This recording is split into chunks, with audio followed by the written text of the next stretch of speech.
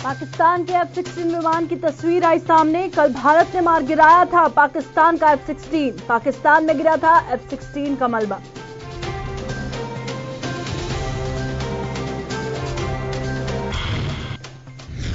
भारत पाक के बीच बड़ा तनाव। राजौरी और पुंछ में लगातार हो रही गोलाबारी। रात भर चलती रही कृष्णा घाटी, नौशेरा आदि सेक्टरों में फायरिंग।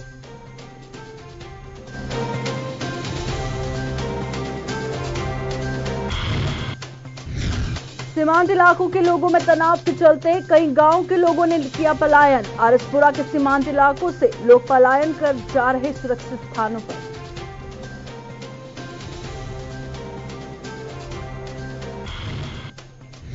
जम्मू श्रीनगर राष्ट्रीय राजमार्ग फिर से हुआ बंद। रामसू में पत्तियां गिरने के चलते राष्ट्रीय राजमार्ग को करना पड़ा बंद।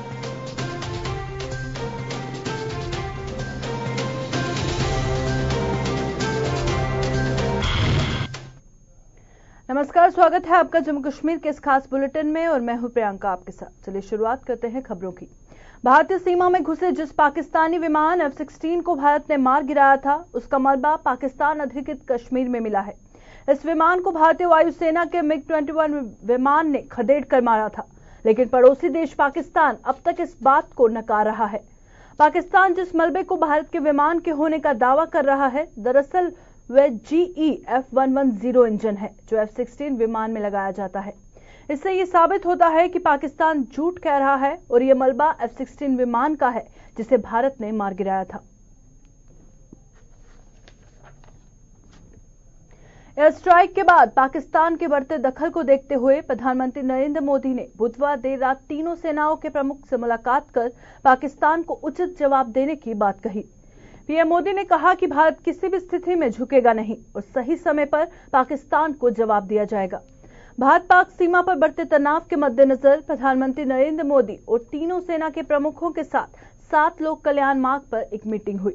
लगभग 2 घंटे चली इस बैठक में प्रधानमंत्री मोदी ने ताजा हालात का जायजा लिया।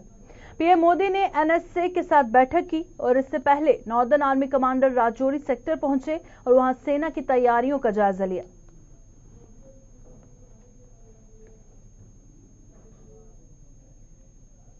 पाकिस्तानी वायुसेना के हमले का जवाब देने के दौरान भारतीय वायुसेना का एक MiG-21 बिसोन विमान क्रैश होकर पड़ोसी देश की सीमा के अंदर जा गिरा।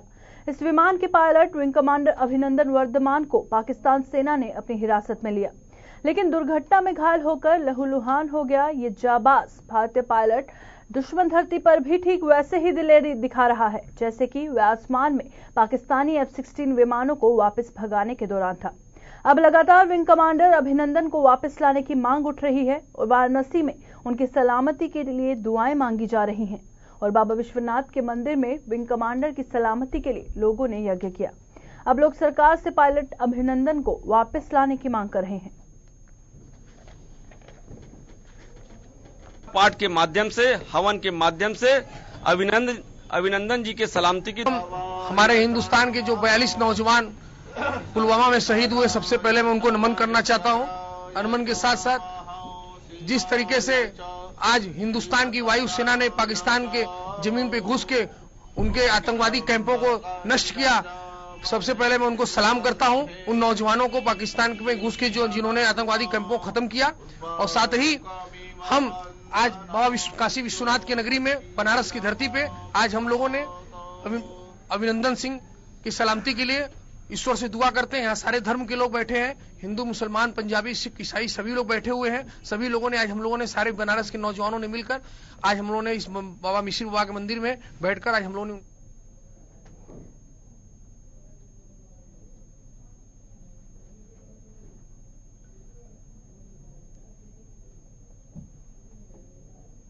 सीमावर्ती इलाकों में भारत पाक के बीच तनाव खत्म होने का नाम ही नहीं ले रहा और इसका सबसे ज्यादा असर राजौरी, पुंछ और उड़ी में देखने को मिल रहा है।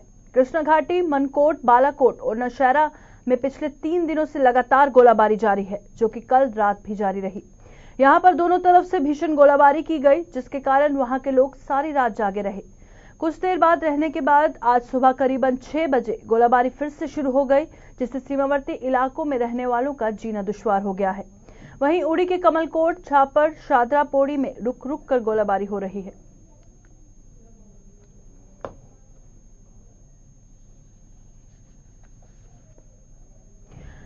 भारतीय वायुसेना की एयर स्ट्राइक के बाद भारत पाकिस्तान में तनाव लगातार जारी है, लगातार हलचल हो रही है और सीमावर्ती इलाकों में भारत पाक के बीच तनाव खत्म होने का नाम ही नहीं ले रहा।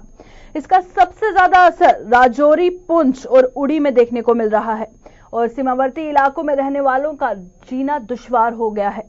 कृष्णा घाटी, मनकोट, बालाकोट और नौशहरा में पिछले 3 दिनों से लगातार गोलीबारी जारी है, जो कि कल रात भी जारी रही। यहां पर दोनों तरफ से भीषण गोलाबारी हो रही है, जिस कारण से वहां के लोग सारी रात सो नहीं पाए। कुछ देर बंद रहने के बाद आज सुबह करीबन 6 बजे गोलाबारी फिर से शुरू हो गई, जिससे सीमावर्ती इलाकों में रहने वालों का जीना दुश्वार हो गया है। वहीं उड़ी के कमलकोट, छापर, शादरा, पौड़ी में रुक रुक कर गोलाबारी हो रही है। इस पर ज्यादा जानकारी के लिए हमारे साथ जुड़ चुके हैं हमारे संवाददाता जमशीद मलिक।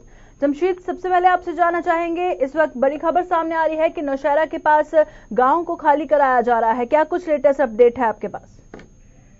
जी, मैंने पहले भी जिस तरह आपको कहा था कि जिला इंतजामिया की तरफ से अभी कोई हुक्म नहीं जारी हुए हैं जिसमें कि गांव को खाली किया जाए, मगर लोग इतने परेशान हो चुके हैं कि क्योंकि लगातार पाकिस्तान इन रिहायशी इलाकों को निशाना बनाकर गोलाबारी कर रहा है और लोग परेशान होकर खुद अपना घर बार छोड़ने पर मजबूर हो चुके हैं, क्योंकि 2016 और 17 में भी नौशहरा सेक्टर से लगभग 5000 के करीब लोग अपना घर बार छोड़ के नौशहरा के सरकारी इमारतों में पहुंच गए थे, क्योंकि लगातार पाकिस्तान की तरफ से गोलाबारी की जा रही है। अगर हम पिछले 2 दिनों की बात करें तो 2 दिनों से ही पाकिस्तान नौशहरा और मेंढर में लगातार गोलाबारी कर रहा है, क्योंकि उसके साथ साथ आज सुबह भी पाकिस्तान ने 6 बजे के आसपास कृष्णा घाटी सेक्टर में एक बार फिर गोलाबारी का सिलसिला शुरू किया और कल छजला पथरी इलाका है मेंढर का, जहां से कल लोग अपना घर बार छोड़ के महफूज इलाकों की तरफ निकल पड़े थे और आज रात को फिर एक बार लोग गोलाबारी के बाद अपना घर बार छोड़ के अपने रिश्तेदारों के घर या सरकारी इमारतें या दिगर जगहों पर जाना शुरू हो गए, क्योंकि पाकिस्तान की तरफ से लगातार शहरी आबादी को निशाना बनाया जा रहा है, जिससे लोगों में काफी डर व खौफ देखने को मिल रहा है, क्योंकि पाकिस्तान की जान से हमेशा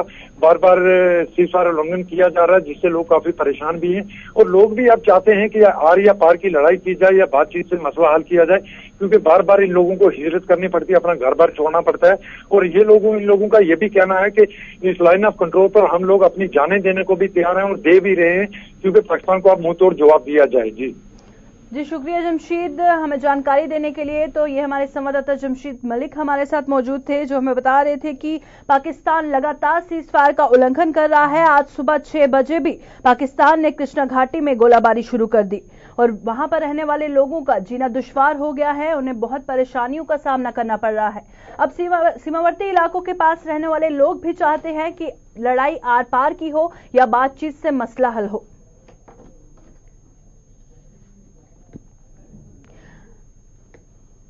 तो भारतीय फौज सरहद पर लगातार पाकिस्तान की इस हिमाकत को मुंहतोड़ जवाब दे रही है। देर रात पुंछ के देवगढ़ सेक्टर में भी पाकिस्तान की ओर से ताबड़तोड़ फायरिंग शुरू हो गई। सुबह 6 बजे कृष्णा घाटी में गोलाबारी शुरू हो गई और अगर बात करें उड़ी सेक्टर की, तो उड़ी सेक्टर में भी पाकिस्तान ने धुआंधार फायरिंग की। पहाड़ की चोटियों में कभी भी मोर्टार दागे गए, लेकिन प्रशासन ने लोगों को सुरक्षित स्थानों पर पहुंचाने के लिए गाड़ियां भेजी हैं और वहां के लोगों को सुरक्षित जगहों पर पलायन किया गया है।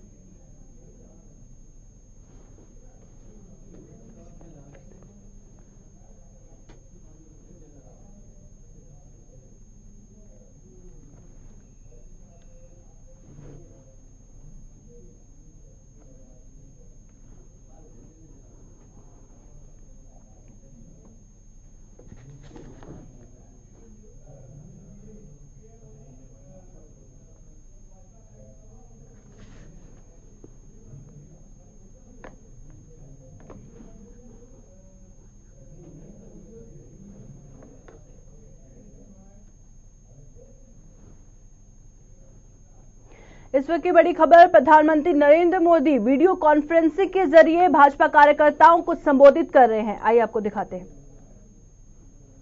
वीडियो कॉन्फ्रेंस से इतनी बड़ा विस्तार से बात, ये भी शायद एक रिकॉर्ड बन जाएगा। मैं भारतीय जनता पार्टी के उनकी पूरी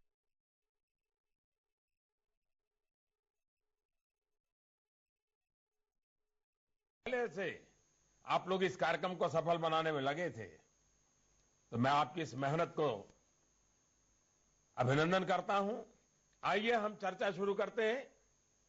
आइए सबसे पहले चलते हैं हमारे नॉर्थ ईस्ट की तरफ, त्रिपुरा चलते हैं, अगरतला। और अगरतला ने तो नया इतिहास रचा है, हम सब मालूम है, त्रिपुरा ने नया इतिहास रचा है। मुझे बताया गया है कि हमारे मुख्यमंत्री भाई विप्लव देव जी भी वहां मौजूद है। आइए, कौन बात करेगा?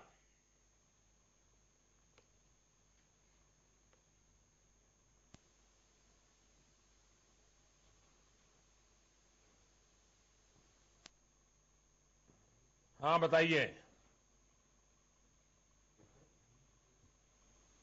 आदरणीय मोदी जी, आपको हम दिल से प्रणाम करते हैं। नमस्ते। मैं अगरतला 4 बरजला मंडल महिला मोर्चा की संपादिका रजनी बीन हूँ। मेरे और हमारे पूरा त्रिपुरा वासियों की तरफ से आपको कोटि कोटि नमन करती हूँ। आदरणीय मोदी जी, हम आपके आभारी हैं कि आप हमारे त्रिपुरा वासियों के लिए इतना सोचते हैं, जो आज से पहले कोई भी प्रधानमंत्री इतना ना सोचा हो।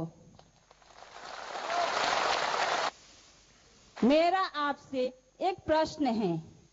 अब जब चुनाव 2 महीने से कम समय रह चुका है, तो हमारा उत्साह काफी बढ़ा हुआ है, तो हमें किन किन चीजों पर ध्यान देना चाहिए, फोकस करना चाहिए? रजनी जी, आपका धन्यवाद। त्रिपुरा में की जनता त्रिपुरा को आगे ले, हाँ बैठिए रजनी जी। त्रिपुरा की जनता त्रिपुरा को आगे ले जाने के लिए बहुत मेहनत कर रही है, एक मुक्ति का आनंद ले रही है, और वहां सरकार भी जन कल्याणकारी कामों में लगी हुई है। और इसलिए अगर आगे बढ़ने का यश है तो त्रिपुरा की जनता को है, त्रिपुरा की सरकार को है, त्रिपुरा का नेतृत्व करने वाली टीम को है। मैं तो एक गार्डियन हूं, एक गार्डियन के नाते जितना ख्याल रख सकता हूं जरूर रखता रहूंगा। लेकिन आपने मेरा धन्यवाद किया, इसलिए मैं आपका आभारी हूं। देखिए, आपका ये प्रश्न वास्तव में पूरे भाजपा परिवार का उत्साह बढ़ाने वाला है। दरअसल आने वाले 2 महीने में पूरे विश्व की नजर भारत की ओर लगी रहेगी। लोकतंत्र का महोत्सव, चुनाव अपने रंग में दिखेगा। ऐसे में विश्व का सबसे बड़ा राजनीतिक संगठन होने के नाते भाजपा और उसके कार्यकर्ताओं का दायित्व भी कहीं अधिक बड़ा है। आप जानते हैं कि हमारी सरकार ने जन सामान्य को लाभ पहुंचाने वाले जितने फैसले लिए, उतने आज तक किसी ने नहीं लिए। अब हमारा प्रयास होना चाहिए कि विकास के इन कार्यों की जानकारी जनता के पास घर घर जाकर के प्रत्येक व्यक्ति को मिलकर के उसे ठीक से हम पहुंचाए। एक कार्यकर्ता होने के नाते हमें उन लाभार्थियों से मिलना चाहिए जिन्हें सरकारी योजनाओं का लाभ मिला है। मैं अपने अनुभव से कहता हूं, लाभार्थियों से मिलना यह अपने आप में ट्रांसफॉर्मेटिव है। आजकल मैं जहां भी कार्यक्रम के लिए जाता हूं, आयुष्मान भारत के लाभार्थियों से मिलता हूं, उनके जीवन की घटनाएं सुनता हूं। साथियों, ये अनुभव मुझे भी हृदय को छू जाता है और मुझे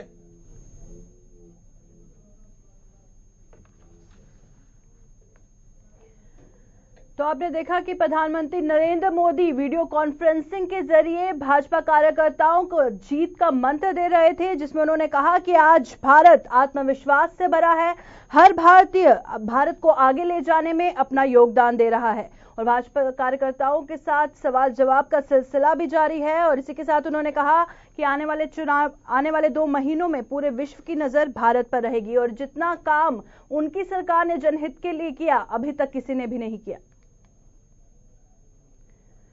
इसी बीच भारत पाकिस्तान में मौजूदा हालात के चलते सीमांत इलाकों के लोगों में तनाव बढ़ गया है और ऐसे में लोगों ने वहां से पलायन करना शुरू कर दिया है। आरएसपुरा के सीमांत इलाकों के गांव से आज लोग पलायन सुरक्षित स्थानों पर कर रहे हैं। इन लोगों ने कहा कि पिछली बार फायरिंग में काफी नुकसान हुआ था। उन्होंने ये भी कहा कि सुरक्षा बलों ने उन्हें सुरक्षित स्थानों पर जाने के लिए कहा है।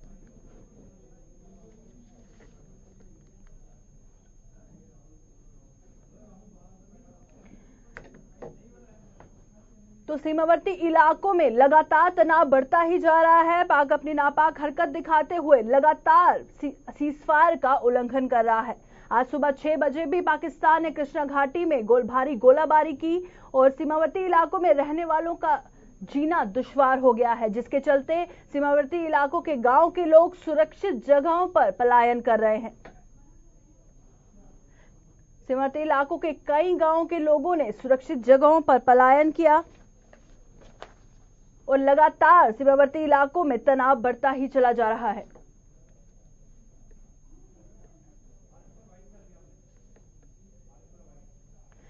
भारत पाकिस्तान में मौजूदा हालात के चलते सीमांत इलाकों में रहने वाले लोगों में दहशत तो है, लेकिन साथ ही ये लोग चाहते हैं कि पाकिस्तान से एक बार आर पार की लड़ाई की जाए ताकि उन्हें बार बार उजड़ना न पड़े। सीमांत लोगों का यह भी कहना है कि पाकिस्तान पर यकीन नहीं किया जा सकता, लिहाजा उन्हें हर वक्त अलर्ट रहना पड़ता है।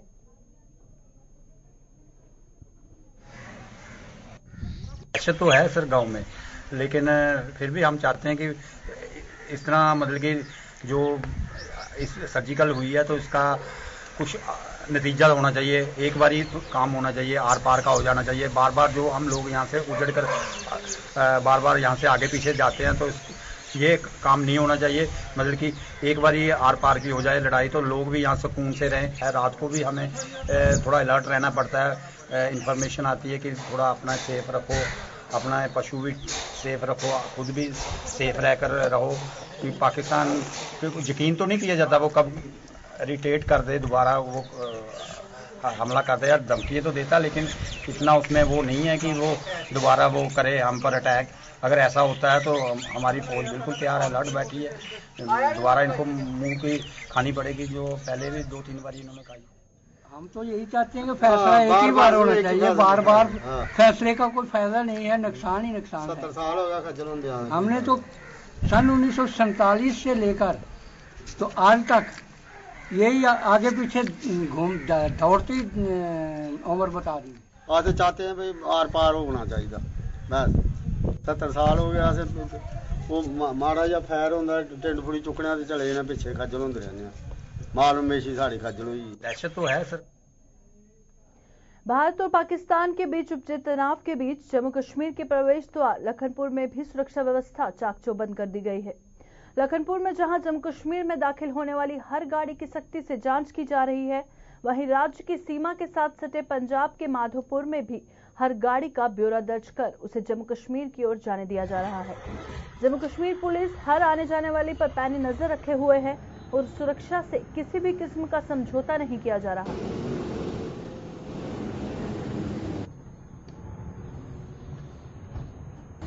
ये हमारे भारत का अटूट अंग है और रहेगा। और मैं कहूंगा, मैं प्रधानमंत्री नरेंद्र भाई मोदी जी से गुजारिश करता हूं, मैं प्रार्थना करता हूं कि ये पूरे का पूरा हमें वापस आना चाहिए। अगर पाकिस्तान ऐसा कर रहा है तो ये पूरे का पूरा वापस आना चाहिए और बलोचिस्तान जो है उसको भी आजाद होना चाहिए। ये हमारे भारत। जम्मू कश्मीर राष्ट्रीय राजमार्ग एक बार फिर से बंद हो गया। आपको बता दें कि कल शाम रामबन में सड़क धंस गई थी, जिस कारण यातायात को बंद करना पड़ा। वहीं कल शाम रामसू में पस्सियां गिरने से राष्ट्रीय राजमार्ग को फिर से बंद करना पड़ा। राजमार्ग बंद होने से वाहनों को काजीकुंड और उधमपुर के जखनी में रोक दिया गया। गौरतलब है कि राजमार्ग बंद होने से पहले से ही परेशानियों में फंसे लोगों पर मुश्किलों का सैलाब टूट पड़ा है। तो आपको बता दें कि जम्मू कश्मीर राष्ट्रीय राजमार्ग पस्सियां गिरने से फिर से एक बार बंद हो गया है। कल शाम रामबन में सड़क धंस गई थी, जिस कारण से यातायात को बंद करना पड़ा और रामसू में भी पस्सियां गिरने से राष्ट्रीय राजमार्ग को फिर से बंद करना पड़ा।